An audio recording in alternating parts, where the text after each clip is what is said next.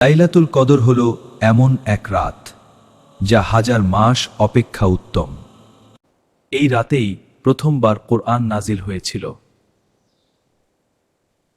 নবী করিম তার সাহাবীদেরকে এই রাত খোঁজার জন্য উৎসাহ দিতেন। তিনি বলেছেন, রমজানের শেষ 10 রাতের বেজোর রাতগুলোতে লাইলাতুল কদর খুঁজতে। এই রাতে অসংখ্য ফেরেশতা পৃথিবীতে নেমে আসে।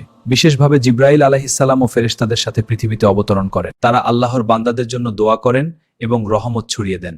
নবী সাল্লাল্লাহু আলাইহি ওয়াসাল্লাম আরও বলেছেন, রাতভর আল্লাহর রহমত নেমে আসে এবং ফজর হওয়া পর্যন্ত এই শান্তি অব্যাহত থাকে।